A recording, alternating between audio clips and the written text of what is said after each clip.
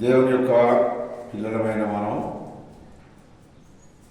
ఆరాధనలో సహాయపడుతున్న దేవుడు, సహాయపడిన దేవునికి మనం కృతజ్ఞత చెల్లించాం. నీ కొరకు, నా కొరకు, మనందరి కొరకు ఆయన రక్తము, ఆయన శరీరము మన కొరకు, మానవులమైన మన కొరకు ఈ లోకానికి శరీరధారిగా వచ్చి ఈ లోకంలో రక్తం సిందించి ప్రాణం పెట్టి నీ కొరకు, నా కొరకు, మనందరి కొరకు కూడా త్యాగం చేసిన త్యాగమూర్తి ఎవరైనా ఉన్నారంటే ప్రభువైన యేసుక్రీస్తు వారే. ఆయనే మనందరి నిమిత్తము తన రక్తాన్ని ఈ లోకంలో చిందించిన వాడిగా ఉన్నాడు. తన ప్రాణాలు పెట్టిన వాడిగా ఉన్నాడు. ఆయన ప్రాణం పెట్టకపోతే నువ్వు ప్రాణంతో ఉండలేవు. కనుక నేను బతుకుతున్నామన్న పేరుంది కానీ మృతుడిగా అంటాడు. కనుక నేను మనం శారీరక సంబంధంగా ఎంత బ్రతుకున్నా, శారీరక సంబంధంగా మనం ఎంతగా కండబలం ఉన్నా ఒక రోజున చనిపోతాం. ఈ కండబలం, గుండె బలం దేవుని రాజ్యానికి రాదు. కనుక దేవుని బలం కావాలి ఆత్మకు. ఈ ప్రార్థన లేకపోతే ఈ కూడిక అయిపోయిన తర్వాత శరీర సంబంధమైన ఆహారాన్ని భుజిస్తాం. ఏదో మనకి ఇష్టమైంది, మనకు ఉండది, మన తాగది కొలది వండుకుంటాం, తింటాం. అది శరీరానికి బలం ఇచ్చేది కావాలి. కానీ ఇక్కడ మన మధ్యలో పెట్టున్న బల్ల ఏంటంటే ఆత్మకు శక్తినిచ్చేది. అది దేవుని శరీరము, దేవుని రక్తం. దానిలో మనం ప్రవేశించక ముందు కొన్ని మాటలు మనం చదువుదాం.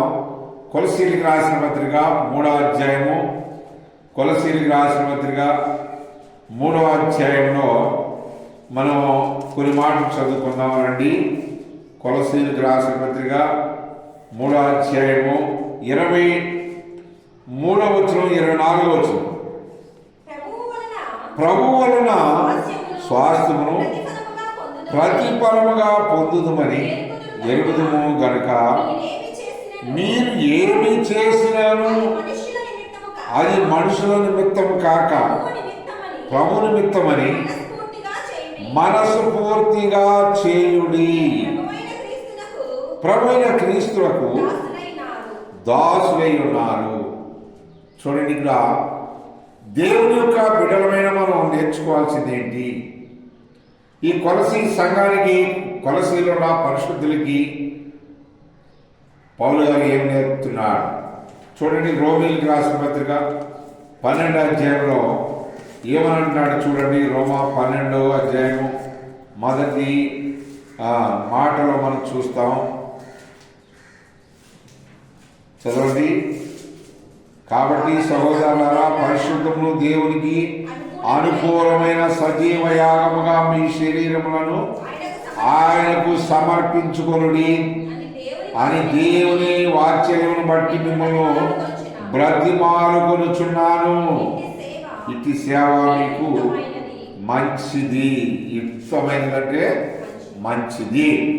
కనుక ఇక్కడ మీరు ఏమి సమర్పించినా, కానుకలే కానీ, దశమ భాగాలే కానీ, లేకపోతే పాప పరిహారార్థం బల్లే కానీ, రకరకాలటువంటి రీతిగా వస్తువులే కానీ, వాహనాలే కానీ, ఇవన్నీ కొంతమంది ఎవరికి తగ్గదు వాళ్ళు ఏం చేస్తుంటారు, ఇది దేవునికి, ఇది దేవునికి అని దేవునికి తీసుకొచ్చి ఇస్తూ ఉంటారు. మరికొంతమంది ఏం చేస్తూ ఉంటారంటే ఫ్యాన్లు తీసుకొస్తారు, మరికొంతమంది కుర్చీలు తీసుకొస్తారు. ఇప్పుడు ఫ్యాన్లు తీసుకొస్తారు, కుర్చీలు తీసుకొస్తారు, ఇంకా వాళ్ళకి తగ్గదు ఏదేదో పట్టుకొస్తారు. తెచ్చి దేవునికి ఇచ్చిన తర్వాత క్షమించండి, ఇయ్యక ముందు ఏం చేస్తారంటే ఆ ఫ్యాన్ రెక్కల మీద వాళ్ళ పేర్లు రాసుకుని వస్తారు, కుర్చీల మీద వాళ్ళ పేర్లు ఉంటాయి. కనుక మరి చూడండి, ఎందుకు అంటే ఆ తర్వాత వాళ్ళు తెచ్చిన దాని గురించి ఈ పుల్పిటి మీద నుండి సేవకుడు వాళ్ళు ఏం చేయాలా, గణపరచాలి. ఫలానామా కుర్చీలు తెచ్చింది, ఫలానామా ఫ్యాన్ నుండి తెచ్చింది, పలానా ఆయన ఇని తీసుకొచ్చారు, ఇది తెచ్చారని పొగడాలి. కొంతమంది పొగడాలి. కానీ బైబిల్ క్లియర్గా రాశాడు, నువ్వు కుడి చేతితో చేసింది ఎడమ చేతికి తెలియకూడదు అని దేవుడు చెప్తే వాళ్ళు ఏమంటారంటే ఇది మా పేరుతోనే తెచ్చిస్తున్నాం, మా పేరు లేకపోతే ఎట్లాగండి అని అంటూ ఉంటారు. చూడండి, కొంతమంది అలాగే మాకు కూడా ఒకసారి ఫ్యాన్ తీసుకొచ్చారు, ఇంకేదో పాత్రలు పట్టుకొచ్చారు. దాని వెనకమాల చూస్తే వాళ్ళ పేర్లు ఉన్నాయి. ఈ పేరు ఎవరిది అనంటే మాదేనని అంటున్నారు. ఎందుకు కారణం, ఈ పేరు ఎందుకు రాపించుకొచ్చేవాళ్ళనంటే వాళ్ళు ఏమన్నారంటే మాకు గుర్తుగా ఉంటుంది, మేము ఇచ్చామని, పలానా వాళ్ళు ఇచ్చారని. దేవుడు పైన రాసుకుంటున్నాడు. కనుకని నువ్వు ఏది చేసినా కనుక అంటున్నాడు. కొలసీతో ఏం మాట్లాడుతున్నాడు చదవండి. 23, 24 వచనాలు, ప్రభు వలన స్వాస్థ్యమును ప్రభు వలన ప్రతిఫలము పొందుదమని ఎరుగుదురు. కానీ ప్రభు వలన స్వాస్థ్యం పొందుతున్నావు, ప్రభు వలన ప్రతిఫలం పొందుతున్నావు, ప్రభు వలన నువ్వు అన్ని పొందుతున్నావు. మరి ప్రభు ఏమైనా రాసుకుని ఇస్తున్నాడా నీకు? ప్రభు రాసి ఇస్తున్నాడా? ఇది ప్రభు ఇచ్చిందని నువ్వు రాసుకుంటున్నావా? కానీ నేను కాదు, నువ్వు మాత్రం ఏం చేస్తున్నావు? రాసి ఇస్తా. కొంతమంది దశభాగాలు వెళ్తూ ఉంటారు, వాళ్ళు పొట్లం కట్టి దాని మీద ఆ పైన పేపర్ పైన ఏం రాస్తారు, కవర్లో పెట్టి డబ్బులు పైన ఏం రాస్తారు, ఫలానా వ్యక్తి దశమ భాగం. చూడండి, మన ఈ మధ్య గృహదర్శనాలకు వెళ్ళాము, సేవకులు నేను. వాళ్ళు చర్చికి వెళ్ళి ఆగిపోయారు కొన్ని కారణాల చేత. అవన్నీ ఇప్పుడు చెప్పే టైం లేదు. కానీ ఇప్పుడు వాళ్ళు ఆవిడ బాగా నమ్మింది, ఆయన అవకతవకలుగా ఉన్నాడు కనుక ఇప్పుడు ఆమె మేము వెళ్ళటం లేదు కనుక ఇగో ఈ కానుకను మీ చర్చిలో వాడుకోండి అని చెప్పి మాకు ఇచ్చేసారు. చూడండి, అది ఎంతమంది తర్వాత మళ్ళీ అదొక ఆలోచన పడమాకండి. నేను సస్పెండ్లో పెట్టు అనుకుంటున్నారేమో మళ్ళీ మీరు. ఎంతో కాదు, కోట్లు లక్షలు కాదు, కానీ ఎందుకు ఇప్పుడే చెప్పేస్తాను, 550 రూపాయలు ఇచ్చింది మాట. చూడండి, 4-5 కుటుంబాలు దర్శిస్తే ఎప్పుడు కూడా ఇవ్వలేదు, కానీ ఆ ఒక్క వ్యక్తి ద్వారా దేవుడు మాకు ఏం చేశారు, సహాయం చేశారు. అది ఎవరిది అనంటే వాళ్ళు అంటున్నారు, ఆమె అంది దేవుందండి, ఇది నేను వాడలేదు, దేవునికి పక్కన పెట్టి అన్ని కాదు రక్షణ పడింది, కానీ బాప్తిసం తీసుకున్న మార్మల్స్ పొందలేదు, కానీ దేవుడు అంటే విశ్వాసం. కానీ దేవుడి మందిరంలో వాడండి, ఏం చేస్తారో మీ ఇష్టం, మాకు తెలియదు అని అన్నది. చూడు ఎంత సంతోషం అండి. ఇప్పుడు క్రైస్తవులు అనమైన వారు ఏం చేస్తున్నారు చూడండి. అపవాది అనేవాడు ఒకప్పుడు వాడు ఎంతో మరి పరలోకములో దేవాది దేవుడిని పాటలు పాడి స్తుతించి గణపరిచి ఎంతో సింగర్గా ఎంతో మరి దేవుడు సంతోషపెట్టిన వాడికి ఏమొచ్చింది గర్వం వచ్చేసింది. కనుక కొంతమంది చాలా మంది కూడా ఏం చేస్తున్నారంటే మేము తెచ్చిన డబ్బులు, మేము ఇచ్చిన కానుకలు, మేము లెక్క పెట్టిన డబ్బులు ఏమైనా పాస్తున్నారు, దేనికి వాడు లెక్కలు కావాలా? చూడండి, రకరకాలటువంటి వాళ్ళు ఉన్నారు. కనుకనే వాళ్ళని మనం ఏం చేయలేం, కానీ దేవుడే ఒకరోజు లెక్క అడుగుతాడు. కనుకనే అలాగనే ఇక్కడ రాసి పెట్టినారు 24వ వచనం అంటున్నాడు. ఏమంటున్నాడు చదవండి, 24వ వచనం, కొలసి 3:24లో చెప్తున్నాడు, చదవండి. ప్రభువు వలన స్వాస్థ్యమును ఎరుగుదు కనుక మీరు ఏమి చేసినాను అది ఎవరి నిమిత్తం చేసావు. ఫ్యాన్ ఇచ్చావంటే 10 మంది ఇక్కడ కూర్చుంటారు మందిరంలో అని ఇచ్చావు, అది ఎవరి కొరకు ఇచ్చావు? ఎవరిని చూసి ఇచ్చావు? సేవకుని చూసి ఇచ్చావా, లేదా సంఘస్థుని చూసి ఇచ్చావా? ఎవరి కోసం ఇచ్చావు? దేవుని కొరకు అంటాం, ప్రభు నిమిత్తం ఇచ్చి కూడా ఏం చేస్తుంటారు? ఈ ఫ్యాన్ నేనే ఇచ్చా, ఈ కుర్చీ నేనే ఇచ్చా, దేవుడు ఇవ్వాల్సింది ఇచ్చేసేయడానికి మళ్ళీ నాదే ఇదని అంటుంటారు. నీది కాదు. అందుకని మన సావాసులు ఏం చేస్తారంటే ఆ పేర్లు పెట్టుకుని పేరు ప్రింట్ చేసి ఇచ్చిన వాళ్ళని పాత్రలో తిరిగి పంపించేస్తూ ఉంటాం, లేకపోతే వాళ్ళ ముందే కొట్టేయమని చెప్తూ ఉంటాం ఆ పేరు ఉండకూడదని. కారణం ఏంటంటే దేవుని మిత్రం చేస్తున్నావు, దేవుని నుండి తీస్తున్నావు. కనుకని ఇంకొక ఆయన చెప్పారు నాకు, ఏం చెప్పారంటే కుర్చీలు ఇచ్చారు, ఆయన ఏమన్నారంటే దీని మీద మా పేర్లంటూ రాయొద్దు, మేము ఇచ్చామని ఎక్కడ చెప్పొద్దు. ఎందుకని కారణం ఏంటంటే ఇది దేవుని కొరకు, దేవుని ఇంటికి ఇచ్చాం, దేవుడు ప్రజలు కూర్చుంటారని ఇచ్చాం. చదవండి, దేవుని యొక్క బిడ్డలమైన మనం ఏమని అంటున్నారు అపోస్తలుల కార్యములు 16వ అధ్యాయము చదువుదాం, ఒక మాట చూద్దాం. 16వ అధ్యాయము 17వ వచనం, 16-17 వచనం. ఆమె పౌలును వెంబడించి ఈ మనుషులు సర్వోన్నతుడైన దేవుని దాసులు, వీరు నీకు రక్షణ మార్గము ప్రచురించువారై ఉన్నారు. చూడండి, దేవుని బిడ్డలమైన మనం నీ కొరకు రక్షణ మార్గమును ప్రచురించేవాడు. నువ్వు దేవుని కొరకు నువ్వు త్యాగం చేయాలి. దేవుని పక్షంగా మీ కొరకు త్యాగం చేసి మేమేం చేస్తామంటే నీ ఇంటికి వచ్చి నీకు పత్రిక ఇచ్చి నీకు వాక్యం చెప్పి దేవుని మార్గము చెప్పి దేవుని రాజ్యంలోకి ఎలా వెళ్ళాలో, ఈ లోకంలో ఎలా ప్రార్థన చేయాలో, దేవునికి నీకు సంబంధం ఎలా కలపాలో చేసేవాడు ఎవరంటే మధ్యవర్తిగా దేవుని సేవకుడు. కానీ దేవుని సేవకుడు ఎలాంటి వాడన్నది ఇక్కడ ఈ యొక్క దయ్యం పట్టిన అమ్మాయి చెప్తుంది. ఏమంటుంది? ఇదిగో ఈ పౌలు శీల ఈరోజు దేవుని యొక్క రక్షణ వార్తను మీకు ప్రచారం చేసేవారు, రక్షణ వార్త చెప్పేవారు ఇదిగో వచ్చి ఉన్నారు అంటుంది. ఎవరు ఆ పై వచ్చిన తర్వాత తెలుస్తుంది మీకు ఎవరు మాట్లాడుతున్నారు. చదవండి, ఆమె మేము ప్రార్థనా స్థలమునకు వెళ్ళుచుండగా పుతూరును దయ్యం పట్టినదై సోది చెప్పులకై తన యజమానులకు బహు లాభము సంపాదించుచున్న ఒక చిన్నది మాకు ఎదురైంది. పుతూరు అనే దయ్యం అంట. దీని దయ్యానికి కూడా పేర్లు ఉన్నాయి. ఏ పేరు ఇది? ఏ దయ్యం ఇది? పుతూరు అంటే దాని అర్థం ఏంటో తెలుసా?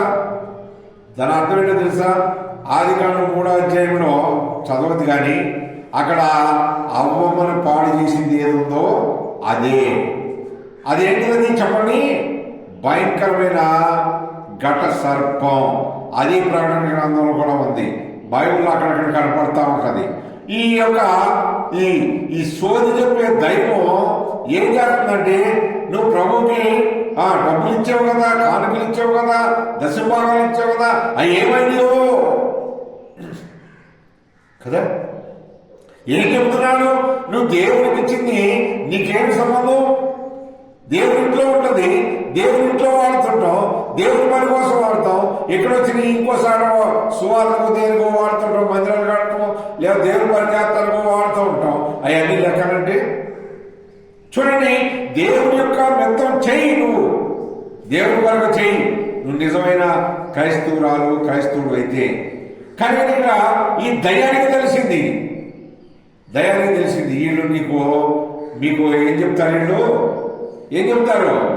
దేవుని రక్షణ గురించి ప్రకటించే వాళ్ళు.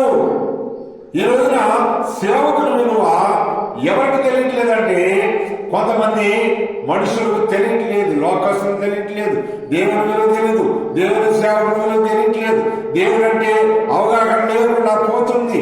కనుకని ఏం చేస్తున్నారని మేము పట్టుకున్న దానికి ఏమంటారు? లోక సామెత ఉంది, మేము పట్టుకున్నదా కుందేలకి ఎన్ని కాళ్ళు? 3 కాళ్ళే, 4 లేవు అంటారు. చూడండి, నేను ఎంత గుడ్డివాడినో అనుకోవాలా నువ్వు? కనుక చదవండి, దేవుని పిల్లలమైన మనం మార్క్స్ వార్త 5వ అధ్యాయంలో కూడా మనకి ఒక దయ్యం కనపడుతుంది. చదవండి 5వ అధ్యాయం, మార్కు సువార్త 5వ అధ్యాయము 1వ వచనం చదువుతారా?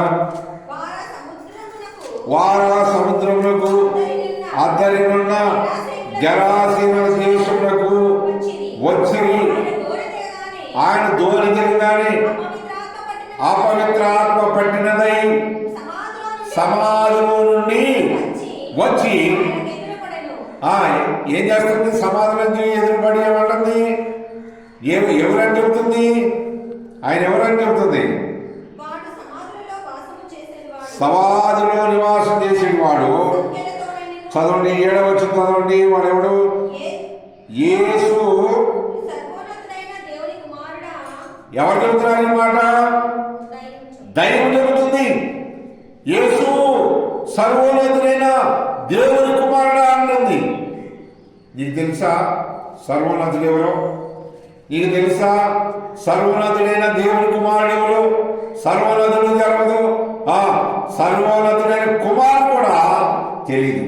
కనుక కుమారుడు ఎందుకు వచ్చాడో తెలవదు. ఈ కుమారుడు రక్తం ఎందుకు చిందించాడో తెలియదు. ఈ కుమారుడు ప్రాణం ఎందుకు పెట్టాడో తెలియదు. ఈ కుమారుడు శివుడు ఎందుకు ఎక్కాడో తెలియదు.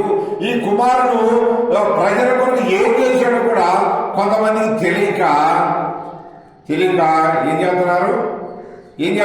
పిచ్చి పట్టిన వాళ్ళలాగా మాట్లాడుతుంటున్నారు. ఏంటా పిచ్చే వాళ్ళు పిచ్చండి. వాళ్ళు పట్టుకున్న కుందేలకి 3 కాళ్ళు. కనుకని ఇప్పుడు సృష్టికర్త అయిన దేవుడు ఈ లోకానికి రాకపోతే, సృష్టికర్త అయిన దేవుడు ఈ లోకములు ఆయన శిలువను మోయకపోతే, సృష్టికర్త అయిన దేవుడు ఈ లోకములు రక్తం చిందించకపోతే, సృష్టికర్త అయిన దేవుడు నీ కోసం ప్రాణం పెట్టకపోతే నువ్వు నిలవలేవు ఈ లోకములో. అందుకే అంటాడు యేసుక్రీస్తు ప్రభువారు పిలాతు దగ్గర ఏమంటాడు? ఇది ఏమంటాడు పిలాతు దగ్గర? నువ్వు యూదుల రాజు అంట కదా అంటే ఏమంటాడు? నువ్వు అన్నట్టే. కనుక నీ కొత్త నిబంధనలు చెప్తాడు, ఇది నా రక్తము, ఇది నా రక్తము. ఏంటి ఈ రక్తం? దేనికోసము? సమస్తమైన ప్రజల కొరకు సిందించిన నిబంధన రక్తం. ప్రజలంటే ప్రపంచంలో ఉన్న ప్రతి స్త్రీ కావచ్చు, పురుషుడు కావచ్చు, పిల్లలు కావచ్చు, పెద్దలు కావచ్చు, ప్రతి మనిషి కొరకు సిందించిన వాడు ఎవరైనా ఉన్నారంటే ఆయన యేసు క్రీస్తు ప్రభువారు. ఆయనకి ఆ మేకులు 3 మేకులు మీకు కూడా చేతగా కాదు. పిచ్చోడికి పిచ్చెక్కినోడికి పెద్దోళ్ళు అంటారు, ఏమంటారు? అదేంటి పచ్చకామలు వచ్చినోడికంట లోకమంతటా కనపడింది పచ్చగా కనపడుద్ది అంట. ఈ పచ్చకామలు వచ్చినోడు కొంతమంది ఏం చేస్తున్నారంటే ఇదే పని చేస్తున్నారు. ఆయన 3 మేకులు పీక్కోలేకపోతున్నాడు. 3 మేకులు పీక్కోలేనాడు. ఆయన దేవుడు ఎట్ట అవుతాడు? ఆయన ప్రభు ఎట్ట అవుతాడు? ఆయన సృష్టికర్త ఎట్ట అవుతాడు? ఆయన సర్వోన్నతుడు ఎట్ట అవుతాడు? ఆయన దేవుడు ఎట్ట అవుతాడు?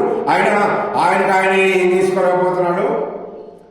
ఈ పిచ్చోళ్ళంతా కూడా కలిసి ఆయన ఒకటే పడుతున్నారని కొంతమంది పిచ్చెక్కిన వాళ్ళు చెప్తున్నారు. కారణం ఏంటి? ఆయన ఎందుకు వచ్చాడు? అలాంటి పిచ్చోళ్ళకి ఒక మాట చెప్తున్నాయనండి. అలాంటి పిచ్చోళ్ళకి కూడా కావాలి. సూర్యుడు ఒక్కడే, చంద్రుడు ఒక్కడే, భూమి ఒక్కటే, ఆకాశం ఒకటే. నువ్వు చూస్తున్న ప్రకృతి అంతా కూడా ఎవరు కలుగు చేశారు అది తెలుసుకుంటే గాలి ఎక్కడి నుంచి వస్తుంది, నీరు ఎక్కడి నుంచి వస్తుంది, వర్షం ఎక్కడి నుంచి వస్తుంది, ఈ ప్రకృతి అంతా ఎవరు నడిపిస్తున్నారు అన్నది ఈ పిచ్చి లోకంలో పిచ్చి పట్టిన వాళ్ళకి అర్థం కాక ఏం చేస్తున్నారు? దేవుని యొక్క మాటను ధిక్కరిస్తూ ఉంటున్నారు. కనుకనే ఈ దయ్యం అంటుంది, నువ్వు సర్వోన్నతుడైన దేవుని కుమారుడు నాకు తెలుసు అంటుంది. కనుక దేవాది దేవుడు అడుగుతున్నాడు, నువ్వు ఎవరు బట్టి? నేను చాలా అంటే బైబిల్ పండితులు చెబుతున్నారు ఇంచుమించు 2000కి పైన అంట. చాలా దయ్యం. దీని పేరేంటి? చాలా దయ్యం. ఇందాక ఏ దయ్యం చూసి ఇంత దయ్యం పేరేంటి? పుతూరు అనే దయ్యం. ఈ దయ్యం పేరేంటి? చాలా అంటే ఇంకా చాలా, దానికి లెక్కే లేదు. కానీ ఈ చాలా ఎలాగంటే చాలా మందిని ఏం చేస్తుంది? పట్టుకుని వాళ్ళ మైండ్ చెడగొడుతుంది. వాళ్ళ మైండ్లో ఉన్న దేవుని యొక్క మాటలు రానివ్వకుండా చేస్తుంది. కొంతమంది క్రైస్తవులు దేవుని మాటని మైండ్లో లేకుండా తొలగిస్తుంది ఈ శాన. అది గుర్తుపెట్టుకోవాలి. ఎందుకు వచ్చాడు ఆయన అన్నాడు, నేను ఒక మాట మాత్రం సెలవిస్తే ఏమవుతుందో తెలుసా, కొన్ని వేల లక్షల కొద్ది శానలు పరలోకం నుండి దిగుతాయని అన్నాడు దేవుడు. యేసుక్రీస్తు ప్రభువు చెప్పారు, పరలోకం నుండి దిగుతాయి, కానీ నేను వాళ్ళు రమ్మనట్లేదు. ఎందుకంటే వాళ్ళ సహాయం నాకు అవసరం లేదు. నేను చెప్తే తండ్రి పంపిస్తాడు, కానీ వద్దు. కారణం ఏంటంటే నువ్వు నశించిపోవడం దేవునికి ఇష్టమో లేదు. నీ త్రాగుడు వల్ల, నీ వ్యభిచారం వల్ల, నీ దోచుకోవడం వల్ల, నీ దొంగ బుద్ధి వల్ల, నీ అపవిత్రత వల్ల, నీ పాపం వల్ల నువ్వు చచ్చి నరకానికి పోవడం వల్ల దేవునికి మాత్రం ఇష్టము లేదు. కనుకనే ఆ సృష్టికర్త అయిన దేవుడు తన స్వహస్తాలతో నిన్ను తయారు చేశాడు కనుక ఆయనకి నీ మీద బాధ్యత ఉంది. కనుకనే నిన్ను రక్షించుకోవాలన్నది ఆయన రక్తం సిందించాడు. సమస్త ప్రజల కొరకు అన్నాడు. సమస్తమైన ప్రజలు ఈ రక్తములో కడగబడితేనే మోక్ష రాజ్యానికి వస్తావు, వైకుంఠాన్ని చూస్తావు, దేవుని రాజ్యం చూస్తావు, దేవుని చూస్తావు. దేవుని చూడాలంటే నీవు ఎలా ఉండాలి? చదవండి, మరొక మాట చదువుకుందాం. మత్తయి సువార్త 25వ అధ్యాయము మూడో మాట చదువుదాం. 25వ అధ్యాయము త్వరగా చదవండి. 25వ అధ్యాయం 21వ వచనం. 25, 21. అతని యజమానుడు బలా నమ్మకమైన మంచి దాసుడా, నీవే కొంచెములో నమ్మకంగా ఉంటుంది కనుక అనేకమైన వాటి మీద నియమించదనని నీ యజమానుని సంతోషములో పాలు పొందమని అతనితో చెప్పాను. కనుకప్పుడు నువ్వు ఆత్మీయంగా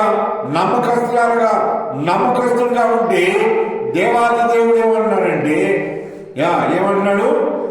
నీవి కొంచెములో, అంటే మన వయసు, మన ఆయుష్ ఎంత భూమి మీద, మన ఆరోగ్యం ఎంత, ఎప్పుడైనా కొల తీసుకున్నామా?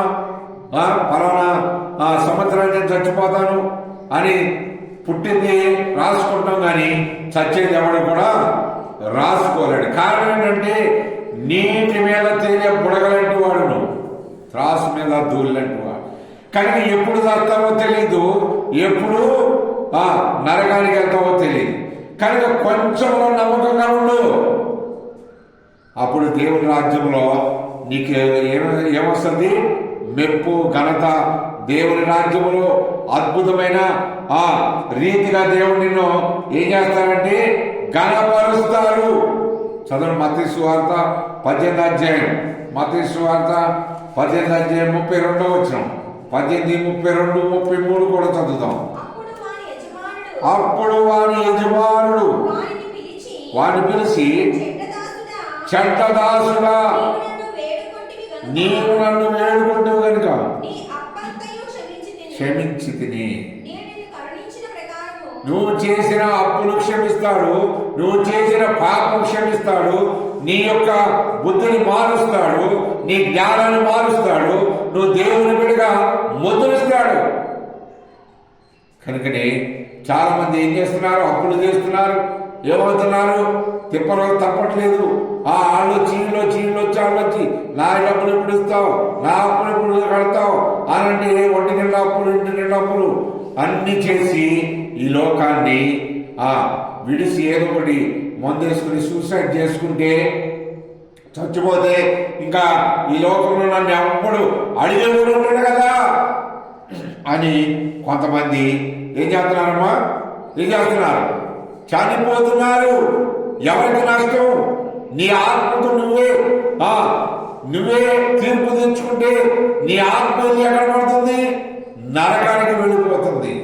ఎవరి ప్రాణాన్ని తీసుకోవడానికి, ఎవరి ప్రాణాన్ని చంపుకోవడానికి అధికారం దేవుడి వల్ల కొంతకాలం ఈ లోకంలో ఉండటానికి ఇచ్చాడు.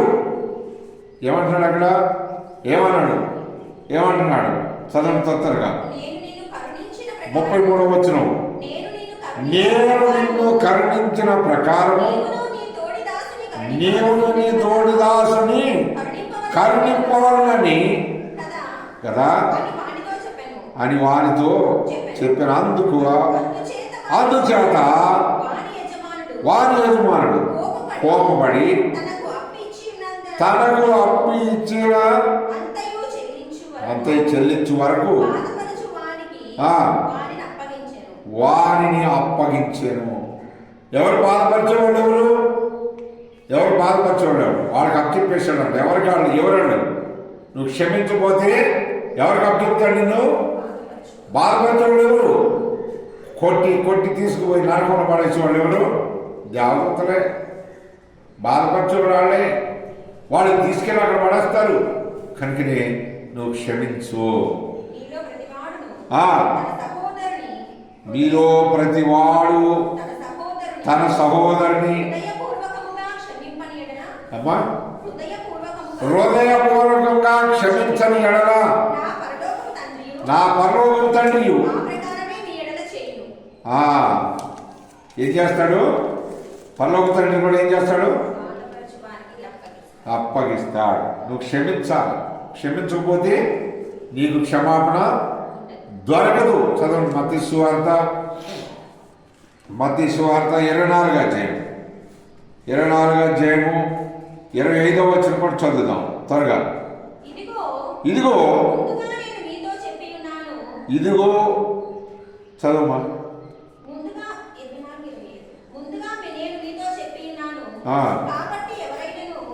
24-25 గనుక నేను భయపడి వెళ్ళి చదవండి అదే మాట. ఇదిగో ముందుగా నేను మీతో చెప్పి ఉన్నాను కాబట్టి ఎవరైనాను ఇదిగో అరణ్యంలో ఉన్నాడని మా ఇదిగో లోపల గదిలో ఉన్నాడని చెప్పినాను నమ్మకుడు. ఎలుగు తూర్పున పుట్టి పడమటి వరకు ఎలాగ కనబడను అలాగే మనిషి కుమారుడు రాకడియు కనబడును లేక ఉండును. కానీ చాలా మంది ఏం చెప్తున్నారు? ఇక్కడ దేవుడు ఉన్నాడు, అక్కడ దేవుడు ఉన్నాడు, ఈయనే దేవుడు, ఆయనే దేవుడు, రకరకాలైనటువంటి పేర్లు పెడుతున్నారు. కనుక అలాంటి వాళ్ళందరికీ కూడా ఏం చెబుతున్నాడు ఇక్కడ అంటే నమ్మద్దు. అపవాదం ఎన్నో చెప్తుంది. నేనే దేవుడు అంటది, నేనే స్వర్గరాజ్యాన్ని తీసుకెళ్తున్నాను అన్నది, నేనే నీకు సహాయం చేస్తానన్నది, నేనే నీకు అన్ని విధాలుగా తోడుకుంటానన్నది, నేనే అని చెప్తావు. కానీ నువ్వేం చేయకూడదు? నమ్మకూడదు. నమ్మవద్దు ఈ మాయాలోకం నమ్మవద్దు ఈ మాయాలోకం నమ్మవద్దు. ఇది ఆశ చూపి మోసం చేయు ఈ పాడు లోకం నమ్మవద్దు. నిన్ను గన్న తల్లి ఏది, నిన్ను గన్న తండ్రి ఏడి, నిన్ను గన్న ఏది, నిన్ను గన్న తండ్రి ఏడి, వారు పోయినారా నిన్ను విడిచి వెళ్ళిపోయారా? నిన్ను విడిచి వెళ్ళిపోయారు. చదవండి, ఇంకో మాట చదవండి త్వరగా. లోకసువార్త 7వ అధ్యాయం 7వ అధ్యాయము 2వ వచనం చదువుదాం. ఒక శతాధిపతికి రోగి సావసిద్ధమై ఉండను. శతాధిపతి యేసును గూర్చి విని వచ్చి తన దాసును స్వస్థపరచుదు అని ఆయన వేడుకులకు యూదుల పెద్దలను ఆయన వద్దకు పంపెను. వాడు యేసు వద్దకు వచ్చి నీ వలన ఈ మేలు పొందుటకు అతడు యోగ్యుడు, అతడు మన జనులను ప్రేమించి మనకు సమాజ మందిరం తానే కట్టించాడు. మిక్కిలి బతిమాలుకునేను. చూడండి, మిక్కిలి బతిమాలుకున్నాడు. ఎందుకు? కారణం ఏంటి? కారణం ఏంటి? ఎందుకు బతుకులాడాడు? ఆయన ఎవరంట? శతాధిపతి. ఎంతమందికి అధిపతి? 100 మందికి. శత అంటే 100, సహస్రాధిపతి అంటే 1000 మంది. ఇప్పుడు 100 మందికి అధిపతి అయిన వాడు దేవుని పాదాల దగ్గర రావాల్సినంత అవసరం ఏముంది? వచ్చేయమంటున్నాడు, అయ్యా నీ వల్ల అవుతుందయ్యా అని వచ్చి యేసు పాదాల దగ్గర పడి ఏం చేస్తున్నాడు? బ్రతిమాలుతున్నాడు. మార్క్స్ వార్త 10:44 10:44. మార్క్స్ మీలో ఎవడైనను ప్రముఖుడై ఉండగోరిన ఎడల వాడు అతనికి దాసుడై ఉండవలెను. అందరికీనంట.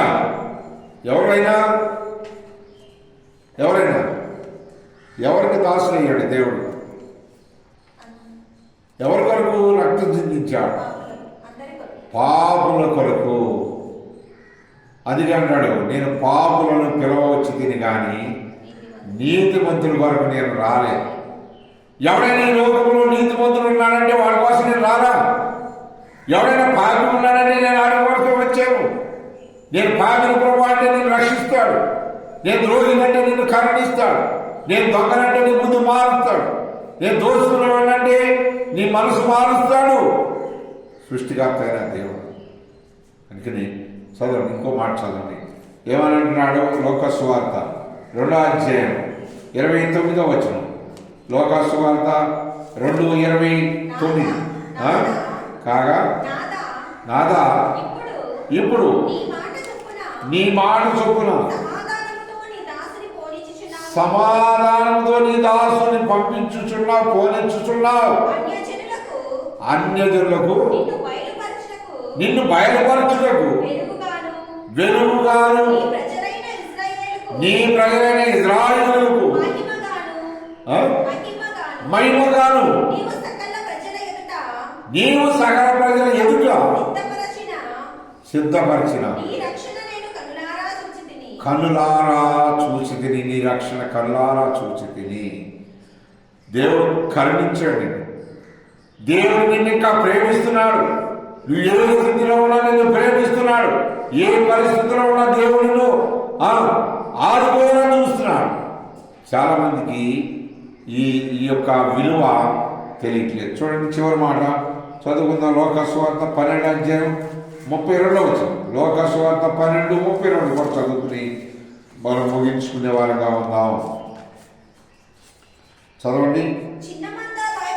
చిన్న మంద భయపడకుడి, మీకు రాజ్యం అనుగ్రహించుటకు నీ తండ్రికి ఇష్టమైనను. కనుకనే మనకు రాజ్యం ఒకటి ఉంది. అది ఈ లోక రాజ్యం కాదు, అది పరలోక రాజ్యం. పవిత్రమైన స్థలం, దేవుడు ఉండే ప్లేసు. దేవుని దగ్గరికి ఒకరోజు మనం వెళ్ళాలి. సృష్టికర్తైన దేవుడు అక్కడ ఉన్నాడు. సర్వాధికారి అయిన దేవుని దగ్గరికి మనం వెళ్ళాలి. వెళ్ళాలా వద్దా?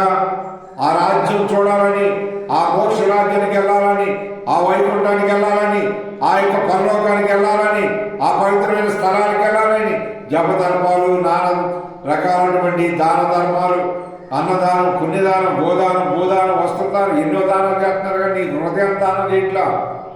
నీ హృదయాన్ని దేవునికి ఇస్తేనే నువ్వు ఆ రాజ్యానికి రాగలవు. నీ హృదయాన్ని దేవునికి ఇనంత కాలం కూడా దేవుని చూడలేవు, దేవుని రాజ్యానికి రాలేవు, దేవునితో నువ్వు ఉండలేవు.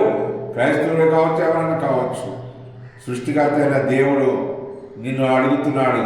సొలొమోను రాశాడు సామెతల గ్రంథంలో ఏమన్నాడు? నా కుమారుడా నీ హృదయము నాకి. హృదయం ఇవ్వట్లేదు, కానీ ఏం చేస్తున్నారు?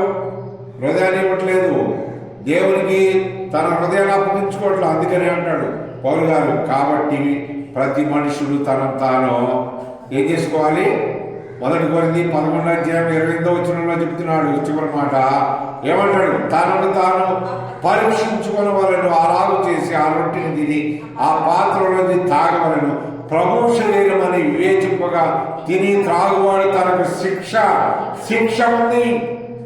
పరీక్ష లేకుండా తీసుకుంటే, పరీక్ష లేకుండా ఆ శరీరంలో పాల్గొందితే నువ్వు శిక్షకు అర్హత కలిగిన వాడు.